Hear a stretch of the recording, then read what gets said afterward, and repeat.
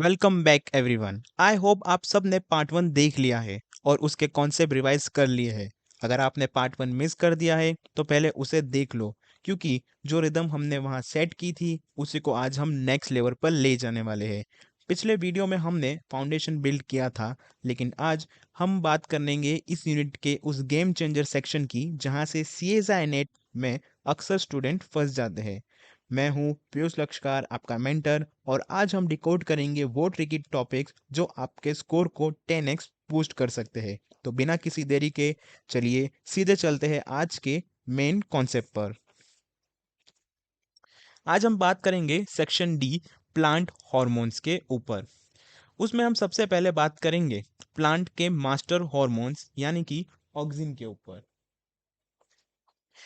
इसका primary precursor एक amino acid है, ट्रिप्टोफान। ये मेनली शूट एपिकल मेरिस्टेम और लॉन्ग लीव्स में बनता है, जिसमें इंडोल 3 पायरुविक एसिड पाथवेज और यूका एंजाइम का मेजर रोल होता है। लेकिन CSR आपका इसका ट्रांसपोर्ट पूछेगा। ऑक्सिन का ट्रांसपोर्ट स्ट्रिक्टली बेजिपेटल यानी शूट से रूट की तरफ होता है, जिसे पोलर ऑक्सिन ट्रांसपोर्ट कहते हैं। इसको ड्राइव करता है केमी ऑस्मोटिक मॉडल। सेल के बेजल एंड पर पिन प्रोटीन होते हैं जो ऑक्सिन को इफ्लक्स निकालते हैं, और ऑक्स 1 प्रोटीन इनफ्लक्स कैरियर का काम करता है। ट्रैप याद रखना, अगर आप NPA या टिबा जैसे इनहिबिटर्स डालेंगे तो वो पिन प्रोटीन को ब्लॉक कर देंगे और ऑक्सिन का पोलर ट्रांसपोर्ट रुक जाएगा। अब देखते हैं ऑक्सिन काम कैसे करता है, इसकी सिग्नलिंग मैकेनिज्म। इसे समझना बहुत सिंपल है। फर्स्ट बात करते हैं लो ऑक्सिन। जब सेल में ऑक्सिन कम होता है तब ऑक्स आई ए नाम के रिप्रेसर प्रोटीन्स ARF यानी auxin response factor transcription factor को पकड़कर ब्लॉक रखते हैं। जीन्स स्विच ऑफ रहता है इससे। अब बात करते हैं हाई ऑक्सीजन कंडीशन में, ऑक्सीन कंडीशन में। जब ऑक्सीन आता है तो ये एक मॉलिक्यूलर ग्लू की तरह काम करता है। ये सेल के अंदर बैठे EIR1 रिसेप्टर को ऑक्स IAA रिप्रेसर के साथ चिपका देता है। इसके बाद SCF-TIR1 कॉम्प्लेक्स उस ऑक्स IAA रिप्रेसर का यूबिक्विटाइलेशन कर देता है और 26 प्रोटियोसोम उसे कर्चे की तरह डिग्रेड कर देता है। जैसे ही रिप्रेसर मरता है, ARF फ्री हो जाता है और आपस में डायमराइज फॉर्म करते हैं और ऑक्सिन रिस्पॉन्सिव जीन्स को ऑन कर देते हैं। अब बात करते हैं नेक्स्ट हार्मोन की, जो कि है जिब्रेलिन और साइटोकिनिन्स। जिब्रेलिन ये प्लास्टिड ER और साइटोसोल में टर्पिनोइड्स पाथवे के थ्रू बनते हैं। इनका मेन काम इंटरनोड्स इलोंगेशन और सीड जर्मिनेशन करवाना है, स्पेसिफिकली अल्फा अमाइलेज का प्रोडक्शन करवा के। इसका रिसेप्टर GID1 है। जब जिब्रेलिन GID1 से बाइंड करता है तो SCF/1 कॉम्प्लेक्स एक्टिव होता है, जो डेला रिप्रेसर प्रोटीन को डिग्रेड कर देता है। सेकेंड है साइटोकिनिन्स। ये रूट्स में सिंथेसिस होते हैं, ATP, ADP और DMAPP को मिलाकर बनते हैं, जिसमें IPT एंजाइम्स यूज होता है। इनका मेन काम सेल डिवीजन प्रमोट करना और सेनेसेंस यानी एजिंग को डिले करना होता है। इसकी सिग्नलिंग एक 2 कंपोनेंट सिस्टम है। साइटोकिनिन्स अपने हिस्टीडीन काइनेज रिसेप्टर CRE1 से बाइंड करता है, जो AHP को सिग्नल देता है। AHP आगे चलकर टाइप B ARR को एक्टिवेट करते हैं, जबकि टाइप ARR नेगेटिव रेगुलेटर्स का काम करते हैं। अब आते हैं फ्रूट राइपनिंग और स्ट्रेस हार्मोन्स पर, यानी इथिलीन। ये आप अकेला गैसियस हार्मोन है। इसका प्रिकर्सर है मिथ्योनिन अमीनो एसिड, जो ACC बनता है और फिर ACC ऑक्सीडेज इसे इथिलीन में कन्वर्ट करता है। इसे फ्रूट राइपनिंग और ट्रिपल रिस्पॉन्स और सेनेसेंस के लिए जाना जाता है। इसका सिग्नलिंग ट्रैप ध्यान से सुनो। इसके रिसेप्टर जैसे कि ETR1 एक्चुअली नेगेटिव रेगुलेटर्स होते हैं, यानी जब इथिलीन नहीं होता तब रिसेप्टर ऑन रहता है और पाथवे बंद रहता है। जब इथिलीन बाइंड करता है तो रिसेप्टर और CTR1 इनएक्टिवेट हो जाते हैं, जिससे EIN2 और EIN3 फ्री होकर रिस्पॉन्स को ऑन कर देते हैं। नेक्स्ट बात करते हैं एब्सिसिक एसिड की। ये मेन स्ट्रेस हार्मोन है जिसका प्रिकर्सर जियाजेंथिन है। सूखा पड़ने पर ये स्टोमेटा क्लोज करवाता है और सीड डोर्मेंसी बनाए रखता है। सिग्नलिंग में एब्सिसिक एसिड अपने PYR, PYL और RCAR रिसेप्टर से बाइंड करता है, जो पलटकर PP2C फॉस्फेटेज को ब्लॉक कर देते हैं। इस ब्लॉक को हटाने के लिए SNRK2 काइनेज एक्टिवेट होते हैं और अपना काम करते हैं। और हॉर्मोन्स के इस आखिरी सेट को जल्दी से मास्टर कर लो। फर्स्ट है ब्रेसिनोस्टेरॉइड। ये प्लांट के स्टेरॉइड्स है जो कैम्पस्टेरोल्स से डिराइव होते हैं और सेल एक्सपेंशन करवाते हैं। बाकी हार्मोन्स के रिसेप्टर्स सेल के अंदर थे, पर इसका रिसेप्टर BRI1 प्लाज्मा मेम्ब्रेन की सरफेस पर होता है। ये BIN2 काइनेज को इनएक्टिवेट करके BZR1 और BES1 ट्रांसक्रिप्शन फैक्टर को फ्री करते हैं। नेक्स्ट है जैस्मोनिक एसिड। ये क्लोरोप्लास्ट में लिनोलेनिक एसिड से बनते हैं। जब कोई हार्बीवोर या नेक्रोट्रॉपिक पैथोजन प्लांट को खाता है तो जैस्मोनिक एसिड एक्टिव हो जाता है। ये बिल्कुल ऑक्सिन जैसे काम करता है। अपने रिसेप्टर COL1 से बाइंड करके जैज रिसेप्टर प्रोटीन को डिग्रेड करवाता है, जिससे MYC2 ट्रांसक्रिप्शन फैक्टर आज़ाद हो जाता है। नेक्स्ट है सैलिसिलिक एसिड। ये फिनाइलएलेनाइन से डिराइव होता है और बायोट्रॉपिक पैथोजन से लड़ने में मदद करता है। सिस्टमैटिक एक्वायर्ड रेजिस्टेंस मेंटेन करने का काम इसका है, जिसके लिए ये न्यूक्लियस में NPR1 को कोएक्टिवेटर की तरह यूज करता है।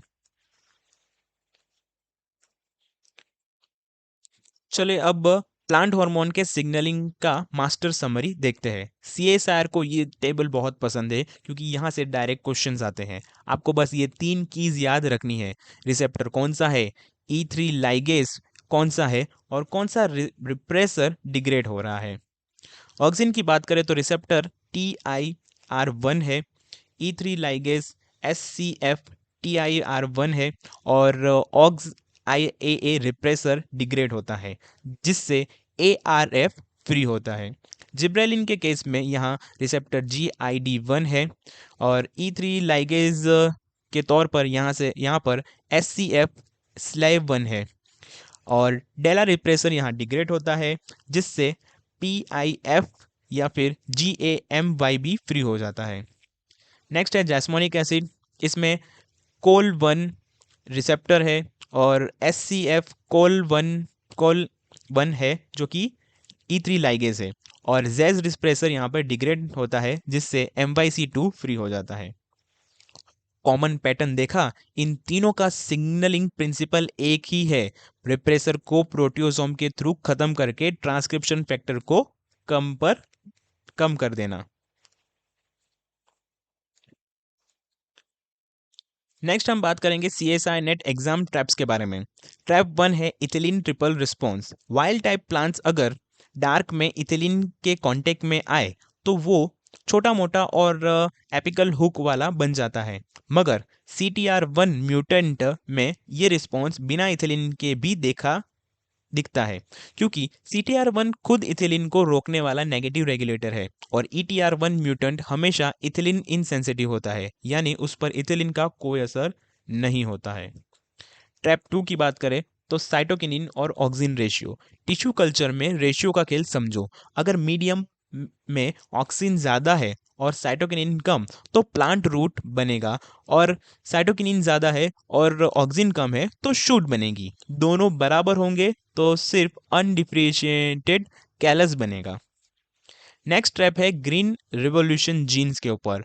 ड्वार्फ व्हीट और राइस बहुत फेमस है। ये प्लांट्स जिब्रेलिन एसिड सिग्नल को रिस्पॉन्स नहीं करते।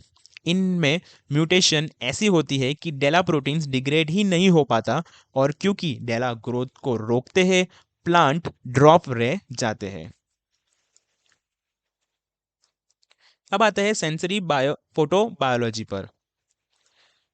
फोटोक्रोम्स, सबसे पहले हम बात करेंगे फोटोक्रोम्स के बारे में। फोटोक्रोम्स एक क्रोमोप्रोटीन है, यानी एक प्रोटीन और एक लाइट एब्जॉर्बिंग क्रोमोफोर का कॉम्बिनेशन। इनकी सबसे बड़ी प्रॉपर्टी होती है फोटो रिवर्सिबिलिटी। बात करें सबसे पहले पीआर की, जो कि इनएक्टिव है, वो रेड लाइट जो कि 660 नैनोमीटर एब्जॉर्ब करके पीएफआर बन जाती है, और पीएफआर जो कि एक्टिव होती है वो far red light at 730 nanometre absorb करके वापस पीआर बन जाती है। ध्यान रहे, पीएफआर ही एक्टिव फॉर्म है जो न्यूक्लियस के अंदर जाकर पीआईएफ यानी फाइटोक्रोम इंटरैक्टिंग फैक्टर्स को डिग्रेड करवाते हैं, जिससे फोटोमॉर्फोजेनेसिस इनेबल होती है। सीएसआई ट्रिक याद रखिए, फ्लावरिंग में हमेशा लास्ट फ्लैश जो ऑफ लाइट के असर होता है। अगर लास्ट फ्लैश फार लाइट का है तो प्लांट को लगेगा कि वो डार्क में है। ब्लू लाइट के लिए प्लांट्स के पास दो मेन सिस्टम है, क्रिप्टोक्रोम और फोटोट्रोपिन्स। बात करें क्रिप्टोक्रोम की, तो ये फाड और पिट्रेन क्रोमोफोर बाइंड करते हैं। ये न्यूक्लियस में काम करते हैं और सर्केडियन रिदम और फ्लावरिंग को कंट्रोल करते हैं। इनका एक मेन काम है कॉप वन को लाइट में इनहिबिट करना, ताकि फोटोमॉर्फोजेनेसिस प्रोमोटिंग प्री एफ्स एक्यूमुलेट हो सके। नेक्स्ट है फोटोट्रोपिन्स की। ये मेम्ब्रेन बाउंड काइनेसिस है जो लव डोमेन यूज करते हैं। ये फोटोट्रोपिज्म, क्लोरोप्लास्ट मूवमेंट और स्टोमेटल ओपनिंग के लिए रिस्पॉन्सिबल भी होते हैं। अब बात करते हैं स्टोमेटल मूवमेंट मैकेनिज्म्स के ऊपर। सबसे पहले बात करते हैं ब्लू लाइट यानी ओपनिंग पर। तो ब्लू लाइट फोटोट्रोपिन्स को एक्टिवेट करती है, जो गार्ड सेल में H प्लस एटीपीएस पंप को ऑन करता है। इससे मेम्ब्रेन हाइपरपोलराइजेशन होती है। पोटेशियम और क्लोरीन आयंस अंदर आते हैं और पानी ऑस्मोसिस से अंदर आकर टर्गर बढ़ा देता है, जिससे स्टोमेटा खुल जाते हैं। क्लोजिंग की बात करें तो स्ट्रेस में एब्सिसिक एसिड रिलीज होता है और एब्सिसिक रिसेप्टर से बाइंड करके PP2C फॉस्फेटेज को इनहिबिट करता है। इसे SNRK2 काइनेज एक्टिव हो जाता है, जो एनायन चैनल्स को खोल देता है। एनायंस और K प्लस बाहर निकल जाते हैं, पानी बाहर आ जाता है और टर्गर प्रेशर ड्रॉप हो जाता है और स्टोमेटा बंद हो जाती है। प्लांट फिजियोलॉजी का अगला पड़ाव है फोटो पेरियोडिज्म, जहां प्लांट दिन और रात की लंबी सेंस करके फ्लावरिंग का डिसीजन लेता है। सबसे पहले बात करते हैं शॉर्ट डे प्लांट्स के बारे में। इन्हें तभी फूल आते हैं जब रात की लंबी एक क्रिटिकल पीरियड से ज़्यादा हो। अगर रात में एक फ्लैश और ऑफ रेड लाइट पड़ जाए तो फ्लावरिंग रुक जाएगी। सेकेंड बात करते हैं लॉन्ग डे प्लांट्स में। इन्हें तब फूल आते हैं जब रात की लंबी क्रिटिकल पीरियड से कम हो। यहाँ रात में रेड लाइट का फ्लैश देने से फ्लावरिंग इंड्यूस हो जाता है। इसका मोबाइल सिग्नल क्या है? फ्लोरिजन प्रोटीन यानी FT protein. FT protein leaves में कांस्टेंट यानी CO जीन के कंट्रोल में बनता है और वहां से फोइलम के थ्रू ट्रैवल करके सेम यानी शूट एपिकल मेरिस्टेम तक पहुंचता है, जहाँ ये फ्लोरो ट्रांजिशन ट्रिगर करता है। अब बात करते हैं CSI-NET ट्रैप्स के बारे में। फर्स्ट बात करते हैं रिवर्सिबिलिटी लो।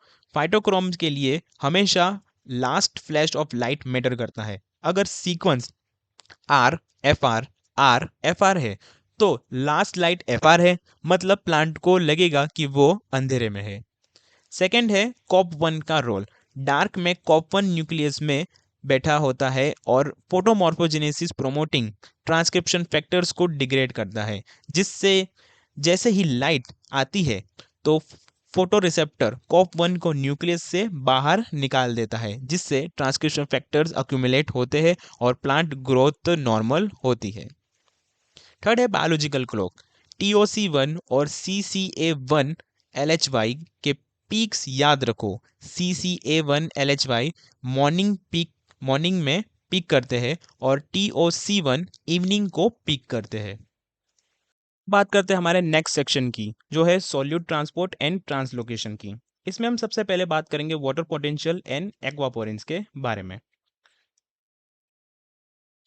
वाटर हमेशा हाई से लो की तरफ मूव करता है।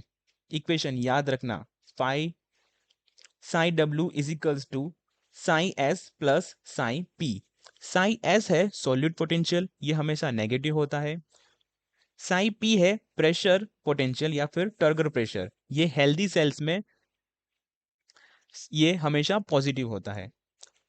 अब बात करते हैं पानी मूव कैसे करता है। फर्स्ट वे है एपोप्लास्टिक यानी सेल वॉल से, सेकंड है सिम्प्लास्टिक यानी साइटोप्लाज्म और प्लाज्मोडेस्माटा के थ्रू, और थर्ड है ट्रांस सेल्यूलर यानी सेल मेम्ब्रेन के रास्ते, जहां एक्वापोरिन्स चैनल्स पानी की रैपिड मूवमेंट को कंट्रोल करते हैं। अब ट्रांसपिरेशन एंड जाइलम ट्रांसपोर्ट की बात करते हैं। जाइलम में पानी ग्रेविटी के खिलाफ कैसे चलता है वो देखते हैं। इसके लिए एक थियरी है, कोहेजन टेंशन थियरी।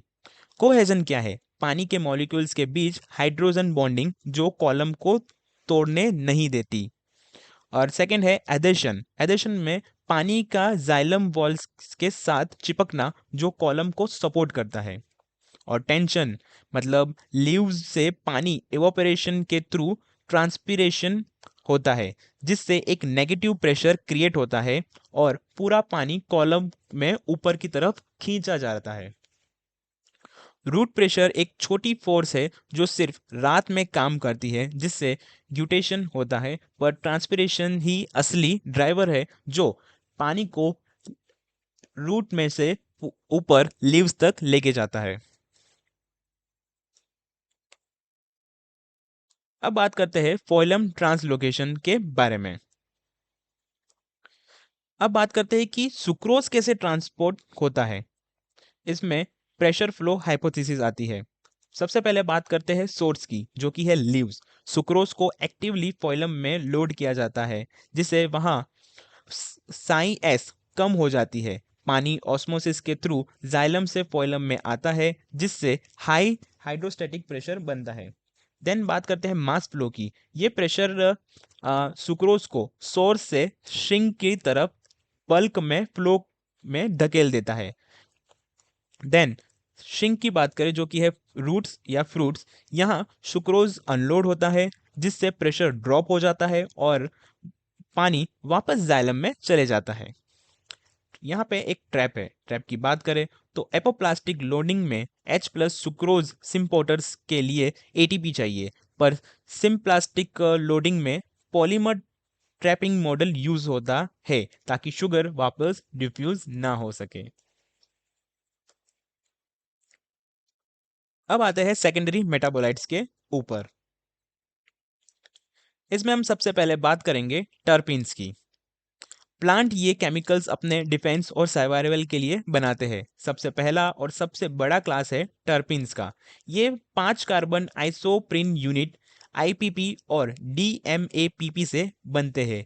इनमें आते हैं इसेंशियल ऑयल्स, जिब्रेलिन्स और एब्सिसिक एसिड और कैरोटिनॉइड्स, और यहाँ तक कि नेचुरल रबर भी यहीं से बनते हैं। इनकी बायोसिंथेसिस में CSR लोकेशन पूछता है। पहला है मेल्वोलिक मेवलोनिक एसिड पाथवे। ये साइटोसोल या एंडोप्लाज्मिक रेटिकुलम में चलता है और इसका प्रिकर्सर है एसिटाइल CoA होता है। सेकेंड है MEP या डॉक्सपी पाथवे। ये प्लास्टिड्स के अंदर चलता है और इसका प्रिकर्सर पायरुवेट और G3P होता है। इसे बिल्कुल टिप्स पर याद रखना। नेक्स्ट है फिनोलिक्स और नाइट्रोजिनस कंपाउंड। फिनोलिक्स के पास एक हाइड्रोक्सिलेटेड एरोमेटिक रिंग होती है और ये शिकमिक एसिड पाथवे से बनते हैं, जिसके प्रिकर्सर फिनाइल एलेनाइन और टायरोसिन है। इस क्लास में स्ट्रक्चरल लिग्निन, फ्लेवोनॉइड्स और टैनिन्स आते हैं जो हर्बीवोर्स से बचते हैं। अल्कलनोइड्स फार्माकोलॉजिकल कंपाउंड्स है जिसमें एक अल्कलाइन नाइट्रोजन कंटेनिंग रिंग होती है और ये अमीनो एसिड से डिराइव होते हैं। इसमें मॉर्फिन्स, कोकेन्स, कैफीन्स और निकोटाइन आते हैं जो मैमेलियन हार्बिवोर्स के लिए टॉक्सिक होते हैं। और कुछ स्पेशल केमिकल्स जैसे होते हैं जैसे कि ग्लूकोसिनोलेट्स और साइनोजेनिक ग्लाइकोसिडेज। जब भी कोई कीड़ा इनकी कंपार्टमेंटलाइजेशन तोड़ता है तो ये टॉक्सिक गैसेस रिलीज करते हैं। ग्लूकोसिनोलेट्स मस्टर्ड ऑयल निकालते हैं और साइनोजेनिक ग्लाइकोसिडेज से निकला हुआ हाइड्रोजन साइनाइड सीधा साइटोक्रोम सी ऑक्सीडेज को ब्लॉक कर देता है। चलिए अब बात करते हैं स्ट्रेस फिजियोलॉजी की।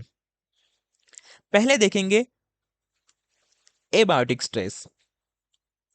ड्रोथ और सैलिनिटी दोनों प्लांट के अंदर ऑस्मोटिक स्ट्रेस क्रिएट करते हैं। इसे निपटने के लिए प्लांट कंपैटिबल और कंपैटिबल ऑस्मोलाइट्स बनाता है जिसे प्रोलीन, ग्लाइसिन और सॉर्बिटॉल है। ये कंपाउंड सेलुलर वाटर पोटेंशियल को कम कर देते हैं बिना एंजाइम को डिस्टर्ब किए। साथ ही लेट एम्ब्रियोजेनेसिस अबंडेंट प्रोटीन यानी LEA अब रेगुलेट होता है जो प्रोटीन की एग्रीगेशन को रोकते हैं। अब बात करते हैं टेम्परेचर स्ट्रेस में अगर हीट हो तो प्रोटीन्स डीनेचर होते हैं जिसके लिए प्लांट हीट शॉक प्रोटीन बनाता है जो चैपेरोन्स का काम करते हैं। पर अगर कोल्ड या फ्रीजिंग कंडीशन हो तो मेम्ब्रेन की फ्लूइडिटी कम हो जाती है। इसे ठीक करने के लिए प्लांट अपनी मेम्ब्रेन में अनसैचुरेटेड फैटी एसिड को बढ़ा देता है। नेक्स्ट हम आते हैं बायोटिक स्ट्रेस पर जहां प्लांट पैथोजेंस और इंसेक्ट्स से लड़ना है। इसके 3 डिफेंस लेवल्स है।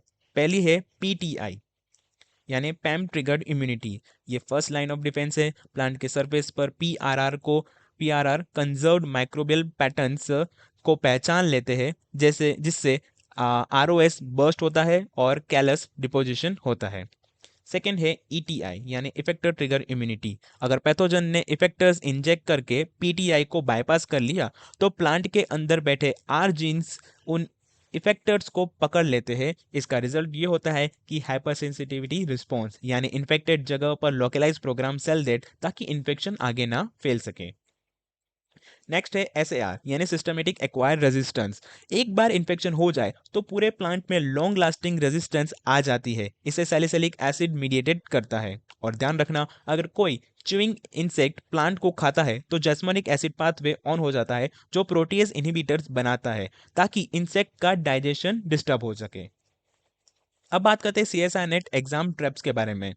ट्रैप 1 है फॉइलम लोडिंग टाइप्स। एपोप्लास्टिक लोडिंग में हमेशा सुक्रोज H+ सिम्पोर्टर्स लगते हैं जिसके लिए ATP चाहिए होता है।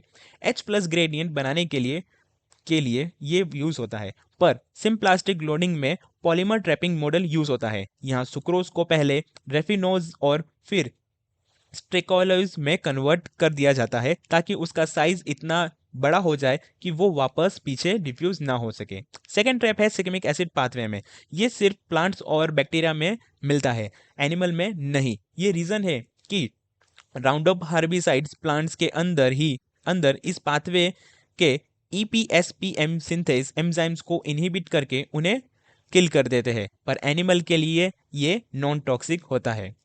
टैप 3 की बात करें तो वो है SA versus JA cross talk. ये दोनों म्यूचुअली एंटागोनिस्ट है, एक दूसरे के दुश्मन। अगर बायोट्रॉपिक पैथोजेंस आया तो SA ऑन होगा और JA सप्रेस हो जाएगा। अगर नेक्रोट्रोपिक का पैथोजन आया तो JA ऑन होगा और SA सप्रेस हो जाएगा।